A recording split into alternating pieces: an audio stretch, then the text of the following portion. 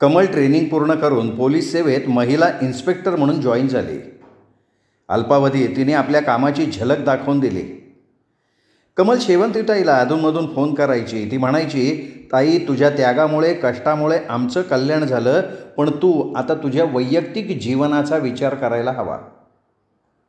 ताई, मला वाटतं तुझ्या जीवाला जीव देणारा, माझ्या ताईचं मन जिंकणारा कोणीतरी असावा.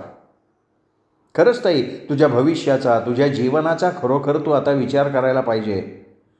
आज ना उद्या आम्ही डोक्याला मुंडवल्या बांधणार आणि आमच्या सासरी निघून जाणार. राजा गजा लग्न करून त्यांच्या संसारात, त्यांच्या बायका मुलात रमणार. मग माझ्या ताईचं काय, हा प्रश्न मला सतवतोय ताई. ताई, म्हणूनच माझी विनंती आहे तुला, लवकरात लवकर जीवनाचा जोडीदार शोध, नाहीतर तो मला शोध घ्यावा लागेल. आणि तुझ्या स्वप्नातल्या जोडीदाराचा म्हणजे आमच्या दाजीबांचा शोध घेऊन त्यांना तुझ्यासमोर मला हजर करावं लागेल. काय बोलते कमल? अगं, काय माझी चेष्टा करते काय? का तुझा मार्ग मोकळा व्हावा म्हणून म्हणते? अगं, तुझ्यासारख्या हुशार सुंदर लेडी इन्स्पेक्टरवर भुरळ घालणारा, नजरेच्या इशाऱ्यात कैद करणारा भेटलाय कोणी तुला? बरं, सांगू नका मला. पण तुझ्यासारख्या धाडशी बहिणीला आपल्या प्रेमाच्या जाळ्यात वाढणारा तेवढा धाडशी मावाली असला पाहिजे. भेटू दे एकदाच त्याला मी सांगन, नजरेनं पारखणारी आहे मी. अरे, तुम्ही किती वेळा पोछपी केली ना, तरी मी उडत्या पाखराची पिसं मोजते. आणि बरं का, कमी तुझ्यापेक्षा 4 उन्हाळे पावसाळे जादा पाहिले बरं का मी. आणि कमल, तुला आता जादा सांगायची गरज नाही. तुझा नेम अचूक असणार आहे. हे बघ, तुला जो पसंत असेल त्याला माझी सहमती असेल. लवकरात लवकर तुमचं शुभमंगल झालं पाहिजे, नाही तर ड्युटी चोरायला शोधायच्या नादात चित्त चोरायला विसरू नको म्हणजे झालं. शेवंती खळखळून हसत कमलशी फोनवर बोलत होती आणि फोनवरनं बोलता बोलता कमल पलीकडे खजील होत होती. न पाहता न बोलता तिच्या मनातला भावबंध, तिच्या हृदयाची भावस्पंदनं आणि पदराशी केला जाणारा लाडीक चाळा शेवंती अंदाजानं आजमावत होती. ताई, अगं, मी तुझ्या जीवनाचा विचार कर म्हणते आणि तू मात्र माझी फिरकी घेतेस. जा, आम्ही नाही बोलणार तुझ्याशी. असं म्हणत लुटका रुसवा आणत कमल म्हणाली, ठीक आहे ताई, मी आता फोन ठेवते. फोन ठेवल्यावर क्षणभर शेवंती विचारमग्न झाली. फौजदार दीपक झगडे आणि फौजदार कमल यांचा नोंदणी पद्धतीनं विवाह झाला. शेवंती, श्यामल, नम्रता, राजा, गजा सहकुटुंब सहपरिवार दाखल झालेले होते. सहाय्यक निबंधकाच्या कार्यालयात नोंदणी पद्धतीनं विवाह केला. संध्याकाळी रखमाई सभागृहात स्वागत समारंभ आयोजित केला होता. डिपार्टमेंटमधले सगळे कर्मचारी, अधिकारी, सहकुटुंब हजर होते. वरिष्ठ अधिकाऱ्यांनीही हास्य विनोद करत समारंभात हजेरी लावली. राजकीय पुढारी मंडळी, सामाजिक क्षेत्रातली बहुसंख्य मंडळी स्वागत समारंभाला हजर होती. तुंगारपूरहूनही बरीच मंडळी आली होती. श्यामल नाकातली नथ तोऱ्यात उडवत होती. नमी भिंगरीसारखी वावरत होती. गजा, राजा दोघे बंधू फेटे बांधून येणाऱ्यांचं स्वागत करत होते. कर्तव्यपूर्तीच्या विचारात शेवंती मग्न होती, पण कमल मात्र आज हळवी झाली होती.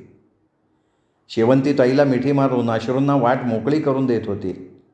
हुंदके देत ती दीपकला सांगत होती की मी आणि माझी भावंड केवळ ताईच्या त्यागामुळे घडलोय. ती फक्त ताई नाही तर आम्हा सगळ्यांची आई आहे. ताई कारुण्याची मूर्ती आहे, मांगल्याची मूर्ती आहे. तिच्या अंगी कर्तव्य कठोरता आहे, पण तितकीच ती हळव्या मनाची आहे. दुःख स्वतः सोसते आणि दुसऱ्याच्या सुखासाठी फुलांची ओंजळ रीती करते. झाड स्वतःहून सोसतं आणि दुसऱ्याला सावली देतं. पानं, फुलं, फळं दुसऱ्याला देण्यात झाड धन्यता मानतं. माझी ताई म्हणजे सावलीतलं झाड उन्हात आहे. ताईच्या त्यागाला, कष्टाला आणि जिद्दीला आम्ही कधीच विसरू शकत नाही. तिच्या चरणांची धूळ मस्तकी लावून अभिमानानं मिरवावी.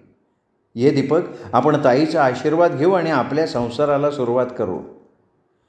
असं म्हणत दोघंही शेवंती ताईच्या समोर आदरानं झुकले. चरणस्पर्श करताना झकास फोटो घेतला. शेवंती भरल्या अंतःकरणानं आशीर्वाद देत म्हणाली, दीप कमलचा जोडा शोभून दिसतोय. अहो दीपक साहेब, कमलची कळी कायम फुलत राहिली पाहिजे. आणि कमे, दीपकला सारखा दामात घेऊ नका. जोडीनं सुखात संसार करा. घाई अजिबात करू नका, पण संसार वेलीवर एखादं फूल उमलू द्या. आशीर्वाद दे. तिने दोघांचंही मनापासून कौतुक केलं. आपलं खडतर बालपण, परिस्थितीशी तोंड देताना करावा लागलेला संघर्ष आणि अविरत कष्टांचं खऱ्या अर्थानं सार्थक झालं. शेवंती परमेश्वराला मनापासून हात जोडत होती. प्रत्येकाच्या जीवनात मांगल्याचा क्षण येतोय. आज ना उद्या गजा, राजा आणि नमीचं सुद्धा वाजत गाजत शुभमंगल होईल, त्या दिवसाची मी वाट बघतीये. कारण अजून बऱ्याच गोष्टी साध्य करायच्या आहेत. परिस्थितीशी झुंज देत मला पुढे जायचं आहे, कारण माझा मार्ग वेगळा आहे. राजा महाराष्ट्र राज्य विद्युत मंडळात नोकरीला लागला होता. महिन्याच्या महिन्याला पगार घेत होता, टेचात राहत होता. 4 पैशाची वरकमाई होत होती. अंगात खुमखुमी होती, पण व्यक्त करायची पंचायत होती. ताईच्या धाकात राहायची सवय होती. मस्ती करायची सोयच नव्हती. दुसऱ्यांच्या घरी जाऊन लाईटचं कनेक्शन जोडत होता, पण स्वतःचं कनेक्शन अजून काही लागत नव्हतं. जवळ गेलं की आपला फ्यूज उडतोय. काय करावं राजाला समजत नव्हतं. आपण फक्त नावाला राजा आहे, पण या राजाला राणीचा पत्ता ठाव नाही. नुसतं नंदी बैलासारखं होय होय नाही नाही म्हणत मान डोलवत राहतोय आपण. आता गल्लीत काहीतरी गोंधळ घातला पाहिजे, म्हणजे कोणीतरी एखादा जाणता माणूस ताईला सांगेल की राजाला किती दिवस चादरी आड चांदण्या मोजायला लावती. वयात आलेल्या पोरानं काहीतरी बिलामत आणल्यावर डोळे उघडणार का? काहीतरी करायचं म्हणून राजा करायला गेला आणि आपल्याच पायावर दगड मारून घेतला आणि पुन्हा बोंबलत बसला. करायला गेलो एक आणि होऊन बसलं दुसरंच. आता आपला हात मोडला, आपल्याच गळ्यात पडला. राजा डोक्याला हात लावून बसला होता.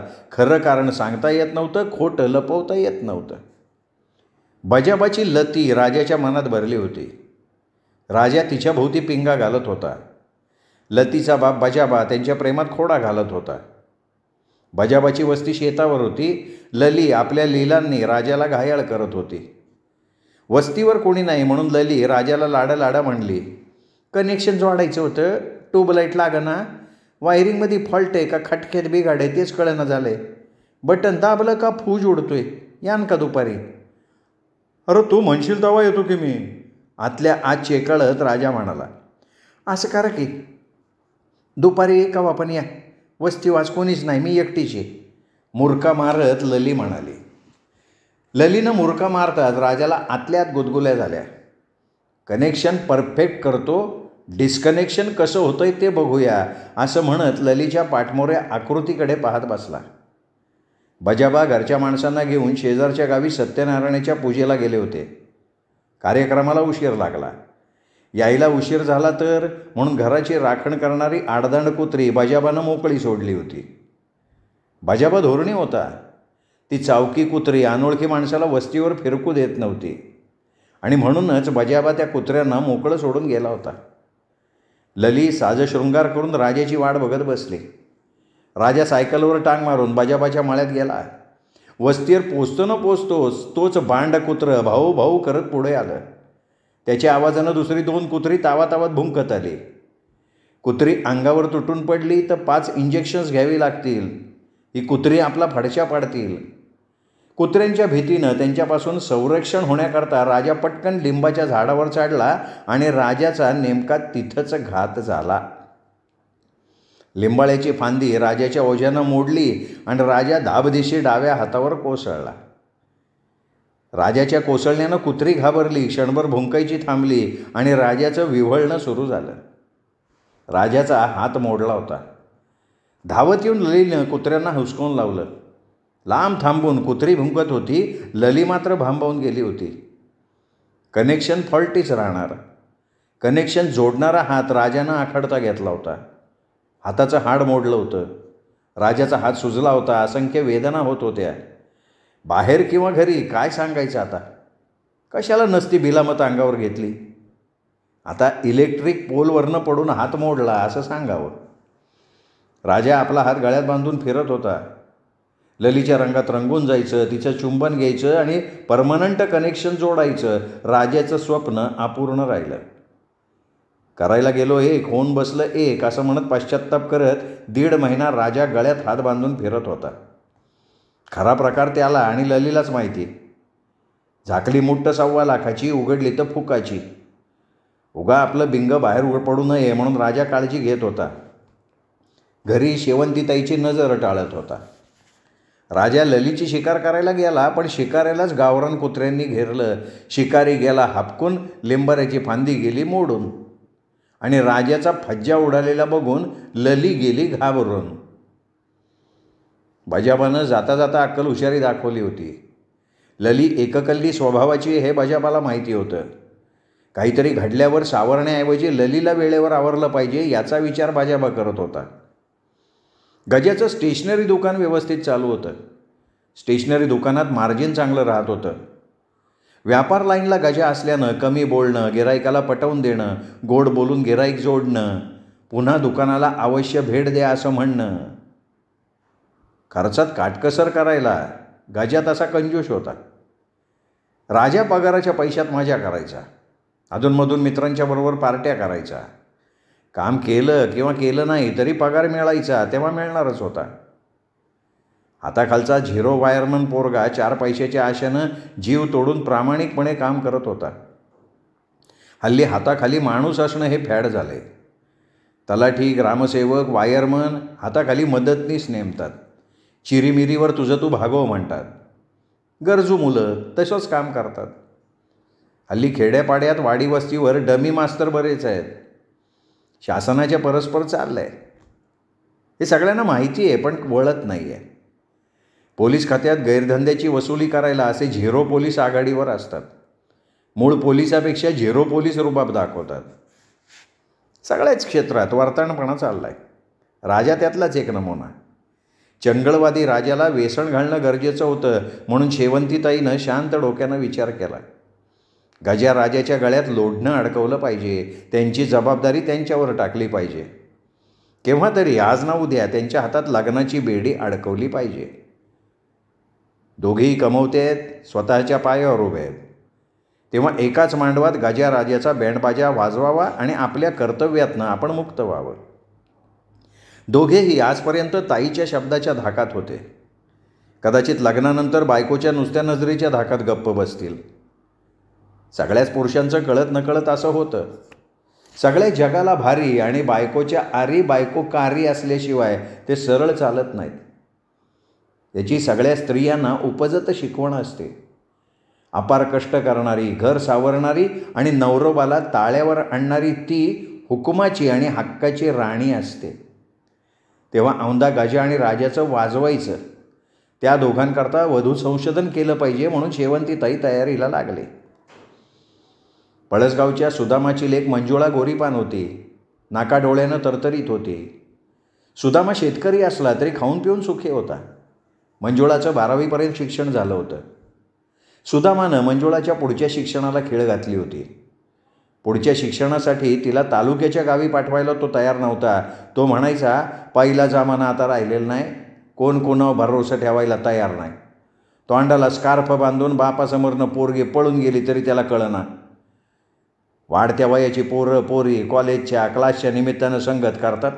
एकमेकांच्या 4 दिवसाच्या ओळखीचं रूपांतर होते प्रेमामध्ये आणि मग जातात संगनमतानं पळून. 4 चौघा जनमानसात समाजानं आईबापाला खाली बघायला लावतात.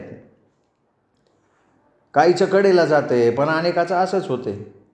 4 दिवसात कोलं उसात, पुन्हा आपलं दात आपल्या घाशात. लबाड लांडगं स्वांग करतंय लग्नाचं. जवळचं पैसे संपलं की बोंबलत येतात माघारी. पोरं करून सवरून नामा निरळ होत्यात, पण पोरीच्या जातीला एकदा बट्टा लागला का मग काय खरं नाही ना. आजकालचं सैराट वातावरण बघून सुदामानं मंजुळाच्या शिक्षणाला आडकाठी केली होती. मंजुळाची योग्य ठिकाणी सोयरीक जुळवली पाहिजे. पदराला पदर जुळला, पोरापोरींची पसंती झाली म्हणजे आगंता टाकून मोकळं व्हायचं. मंजुळाचं हात पिवळं करायचं. दिल्या घरी सुखी राहा म्हणायचं. कावकीला भावकीला मंजुळाच्या लग्नात बुंदीचं लाडू खाऊ घालायचं. असा बराच विचार सुदामा करत होता. नारबा तात्याचं तुंगारपूरला जाणं येणं होतं. शेवंतीताईचा भाऊ राजा अंगापिंडानं दणकट आहे, नोकरीला आहे. महिन्याच्या 1 तारखेला नव्या खणखणीत नोटा मोजतोय. मंजुळाला सुख लाभेल. पगारदार कमावता नवरा मिळायला सुद्धा भाग्य लागतं. नारबा तात्या सुदामाला म्हणाला, सुदामा, मंजुळा करता राजाची सोयरीक मान्य असन तर मी पुढचं शेवंतताईला बोलू का? म्हणजे त्याचं कसं आहे सुदामा, मला 4-2 हेलपाटा घालायला लागणार, पटापटी व्हायला लागणार. एकदा पटापटी झाली, लगीन जमलं म्हणजे मग आम्हाला कोण कशाला पुसतंय, नाही का? आता बघ, तुंगारपूरला जायचं, तिथं शेवंतीताईच्या भावाला गळ घालायची, म्हणजे इकडून तिकडं तिकडून इकडं फेऱ्या मारायला लागणार. मग एसटीचा खर्च आला, चहा पाण्याचा खर्च आला. त्यामुळं मला 1,000-500 रुपये देऊन ठेवा. कसं हे जनसेवार्थ सगळं करतोय हो. लोकाच्या लेकीचं लग्न जुळवणं लय पुण्यकर्म असते, म्हणून आपली खटपट करायची. नारबा तात्या बोलण्यात पटायत. वधू पित्याकडनं 1,000-500, वरपक्षाकडून 1,000-500 अशी कमाई करायची. लग्नात कपड्याचा आहेर नारबा तात्याला मिळायचा. आत्तापर्यंत नारबा तात्यानं शेकडो लग्न जमवली होती. एक प्रकारे समाजसेवाच करत होते ते. स्वस्तात मस्त सेवा देत होते. शहरात वधूवर सूचक केंद्र असतात. खेडेगावात नारबा तात्यासारखे वधूवरांची माहिती असणारे छंदिष्ट असतात. धिटाईनं पुढं होऊन सगळं लग्नकार्य जणू काही आपल्या घरातलं आहे असं समजून पार पाडतात. दोन्ही घरी दिवा लावतात. असं भलं काम करणारी ग्रामीण भागात 4-2 माणसं नारबा तात्यासारखे असतातच असतात. नारबा तात्यानं तुंगारपूरला जाऊन शेवंतीताईची भेट घेतली. सुदामाच्या मंजुळाचं स्थळ राजाकरता सुचवलं. शेवंतीताई पण यावर्षी राजाचं गजाचं लग्नकार्य उरकायच्या तयारीत होतीच. त्यात नारबा तात्यानं घरंदाज घराण्यातलं मंजुळाचं स्थळ सुचवलं होतं. बरंच झालं असं म्हणत शेवंती म्हणाली, नारबा तात्या, सरबत घ्या. तुम्ही स्थळ सुचवलं ते बरं झालं. राजानं मुलगी पसंत केली की लागू पुढच्या तयारीला. मुलामुलीची पसंती महत्त्वाची आहे. परवा गुरुवारी मुलगी बघायला आम्ही पळसगावला येतो, तसं तुम्ही तिकडं कळवा आणि तुम्ही बी तिथं थांबा. अहो ताई, मी थांबणारच की. मुलगी बघितली की पसंत पडेल अशी लाखाची एक आहे. हां, बरं मी निघू का? अहो नारबा तात्या, लगेच निघू का म्हणताय वे? काय घाई आहे एवढी? आता जेवून जावा की, नाहीतरी आता जेवायची वेळ झालीच की. ताई, आता तुम्हीच म्हणताय जेवून जा, आता जेवून जातो मी. अन्नाला कशाला डावलायचं, नाही का? कुणी जेव म्हणलं का आपण काय नाही म्हणत नाही. अन्नाला डावललं ना दिसभर उपाशी राहायला लागतोय. आणि जेवून एकदा हात धुतलं का पुन्हा कवा पण जेवायला हक्कानं मिळतंय. ज्याचं लगीन जुळवलं त्याच्या घरी कवा जरी गेलं तरी 2 घास पोटाला हक्कानं भेटतातच नका. याचा अनुभव आहे मला. तेव्हा तुम्ही जेवा म्हणावं आणि मी नाही म्हणावं, हे काय बरं दिसतं का? खुदू हसत नारबा तात्या म्हणत होता. यथेच्छ पोटभर नारबा तात्या जेवला. वाट खर्चाला, चहा पाण्याला म्हणून शेवंतीताईकडनं 500 रुपये घेतले आणि पळसगावची वाट धरली. पळसगावात जाऊन सुदामाला सांगितलं की 2 दिवसांनी म्हणजे गुरुवारी मंजुळाला बघायला पाहुणे येणार आहेत. पुढे म्हटला, बरं का सुदामा, पोरगा नोकरदार आहे. मुलगी पसंत आहे म्हणला का स्थळच वाढायचं नाही. माणसं माणुसकीतली आहेत. आलतू फालतू प्रश्न विचारून मधीच चोंबडेपणा करू नको म्हणाव. काय तुझ्या भावाला खोडा घालायची आहे सवय. भावकी उन्याची वाटेकरी. चांगलं घडतंय तिथं मोडता घालणार आणि पुन्हा दात इचकत बसणार. त्यांचा तरी काय दोष आहे म्हणा. आपल्या मातीचा माणसाला चिकटलेला दोष आहे तो. नारबा ताता सुदामाला अनुभवाचे बोल सांगत होता. गुरुवारी राजा, शेवंतीताई, भीमादादा पळसगावला मुलगी बघायला सुदामाच्या घरी आले. त्यांचं स्वागत छान झालं. घरापुढे छान रांगोळी काढली होती. चहापान झाल्यानंतर मुलगी पाहण्याचा कार्यक्रम झाला. मंजुळा गौरवर्णीय होती. गुलाबी रंगाची साडी तिने परिधान केली होती. पदर सावरत मंजुळा येऊन पाटावर बसली. मध्येच नारबा तात्या म्हणाला, कोणाला काय प्रश्न विचारायचा असेल तर विचारा. मुलगी मुकी, बहिरी, तिरळी आहे का ती नीट बघून घ्या. नाही तर नारबा तात्या म्हणला म्हणून आम्ही विश्वास ठेवला असं कुणी म्हणाय नको. राजा भाऊ, तुला काय विचारायचं असेल तर विचार बाबा, भीमा दादा म्हणाला. राजा लाजत म्हणाला, नाही मी काय विचारणार, जे विचारायचं ते ताईच विचारन. असं म्हणत राजा हळूच मंजुळाला निरखत होता. मंजुळाचा मुखडा बघून राजा केव्हाच हरखून गेलाय हे अनुभवी नारबा तात्यानं कधीच हेरलं होतं. आणि मंजुळासुद्धा बसल्या जागी खाली मान घालून पापण्यांच्या आडनं राजाला बघत होती. केवळ विचारायचे म्हणून शेवंतीने 2-3 प्रश्न मंजुळाला विचारले. नाव काय तुझं? मंजुळा सुदाम माने. शिक्षण किती झाले? 12वी फर्स्ट क्लास पास आहे. तुला भाऊ किती, बहिणी किती? 2 लहान भाऊ आहेत, बहीण नाही आहे. अरे वा, आईवडिलांची लाडकी कन्या, भावांची लाडकी बहीण, लय छान आहे की. असं म्हणून शेवंतीनं मंजुळाला हळद कुंकू लावलं. ओटीचं सामान ओटीत घातलं. मंजुळा तुळशीच्या पाया पडून जाणत्या माणसांसमोर झुकत होती. शेवंतीच्याही पाया पडली, आईवडिलांच्या पाया पडली आणि राजाकडे बघत स्मितहास्य करत घरात निघून गेली. शेवंतीताई, राजा भाऊ, तुम्हाला मंजुळा पसंत असेल तर मन मोकळेपणानं सांगा. या बघा, कोणावर काही जबरदस्ती नाही. आणि सुदामा, तुम्हाला बी पोरगा पसंत आहे का नाही ते सांगा. उगं बिजत गोंगडं ठेवायचं नाही. जावायच्या तवा कांडका पडलेला बारा. पसंत आहे म्हणलं तर पुढचं पाऊल उचलायचं, नाही म्हणलं तर ग बसायचं. नारबा तात्यानं मुद्द्यालाच हात घातला. अहो नारबा तात्या, अशा सुलक्षणी मुलीला कोणी पण पसंत करेल. तिला नापसंत करणारा एक तर येडा असला पाहिजे, नाही तर खोळा असला पाहिजे, शेवंतीताईंनी स्पष्टपणे सांगितलं. राजाच्या मनात सोज्वळ मंजुळा चांगली वाटत होती, तर आतल्या आत बजाबाची अवखळ लली डोळ्यापुढे तरळत होती. राजा, तुला मुलगी पसंत आहे ना? या ताईच्या प्रश्नानं राजा खाडकन भानावर आला आणि म्हणाला, ताई, तुला मुलगी पसंत आहे म्हणजे मला पसंतच आहे ना, मी काय तुझ्या शब्दाबाहेर नाही. शाबास शाबास, तुम्हाला मुलगी पसंत आहे, मग आम्हाला पण नवरा मुलगा पसंत आहे. नारबा तात्या बोटाची चुटकी वाजवत म्हणाला. तरी पण सुदामा आज जाऊन बायकोला मुलीला विचारून ये असंही त्यांनी सांगितलं. नारबा तात्याच्या इशारानं सुदामा आत गेला. 2 शब्द बायकोशी मुलीशी बोलून बाहेर आला आणि आनंदी चेहऱ्यानं म्हणाला, पसंत आहे. हिरवा कंदील मिळाला बरं का नारबा तात्या. आता तुम्हाला पुढची पळापळ करायला लागन. पुढची बैठक कधी घ्यायची, सुपारी कधी फोडायची याची चर्चा जेवता जेवता झाली. नारबा तात्यानं गोल गरगरीत पोटावरनं हात फिरवत अब्ब करत ढेकर दिली आणि शेवंतीताईला म्हणाला, पुढचा कार्यक्रम लवकर उरकू, जवळचा मुहूर्त बघू, लग्नाचा बारदेव ओढवून. पानाचा तोबरा करून त्यांनी तोंडात कोंबला. नारबा तात्या, घाई करून कसं चालन? माझ्या दोन्ही भावाची लग्न एकाच मांडवात उरकायचीत मला. डबल कशाला खर्च करत बसायचं?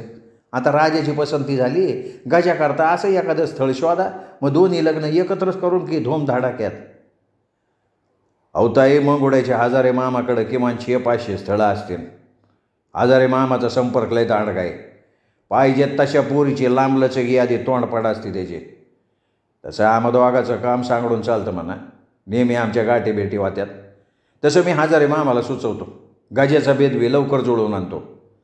असं म्हणत नेहमीच्या स्टाईलनं खुदू हसायची नारबा तात्याची खास लकब होती. 8-15 दिवसात नारबा तात्या आणि हजारे मामा या दोघांनी गजा करता स्थळ आणलं. धरमगावच्या रामा पवाराची लेक वैशाली. वैशाली सुशिक्षित, सुस्वरूप, चालस, देखणी, गजा करता योग्य होती.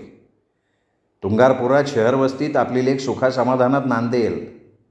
आपल्या लेकीचं सुख समाधान कशात आहे ते मिळवून द्यायचं. आपल्या मुलीचं हित बघितलं पाहिजे. लेकीच्या सुखाकरता प्रत्येक बाप आपापल्या परीनं प्रयत्न करत असतो. आपली लेक सासरी सुखात राहावी हे कुठल्या बापाला वाटत नाही. रामा पवारानं चांगल्या कामाला विलंब कशाला असं म्हणत नारबा तात्या आणि हजारे मामाला पुढच्या हालचालीसाठी ताकादा लावला. एकमेकांच्या सोयीनं कार्यक्रम पार पडले.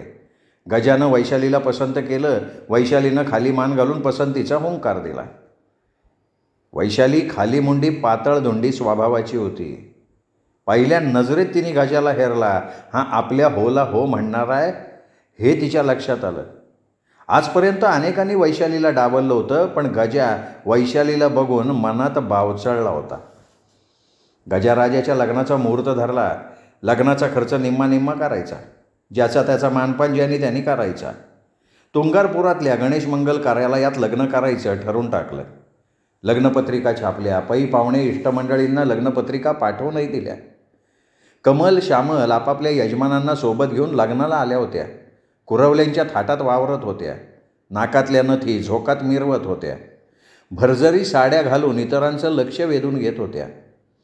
शेवंतीताई, आलेली सगळी वऱ्हाडी मंडळी लग्नाला आलेल्या निमंत्रित पाहुणे यांचं यथायोग्य स्वागत करत होती. लग्नाचा थाटमाट, झगमगाट सगळीकडे दिसत होता. वाजंत्री, ताशा जोरजोरात वाजत होतं. बँडवाले मॉडर्न गाणी वाजवत होते. राजाचे मित्र आनंदात नाचत होते. श्यामल कमलच्या नवऱ्यांना मानाचे आहेर दिले. भटजीबुवांनी शुभमंगल सावधान म्हणताच वधूवरांच्या डोक्यावर अक्षतांचा वर्षाव झाला. 5 मंगलाष्टका झाल्या. आता सावधान झालं. अंतरपाट बाजूला सरला. वधूवरांनी एकमेकांना पुष्पहार घातले. मंजुळा राजा, वैशाली गाजा लग्नाची गाठ मारून संसार बंधनात अडकले. वराडी मंडळी चापून जेवली. तुंगारपुरातली प्रतिष्ठित मंडळी वधूवरांना आशीर्वाद देत होती आणि सर्वांना हात जोडणाऱ्या डोळ्यातून आनंदाच्या आणि कर्तव्यपूर्तीच्या येणाऱ्या अश्रुधारा शेवंतीताई पदरानं पुसत होती. सर्वांच्या तोंडात एकच चर्चा होती.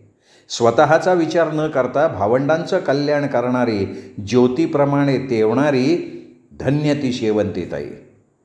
शेवंतीताईच्या त्यागाला, कर्तृत्वाला सलाम. किती मोठा संयम तिच्याकडे.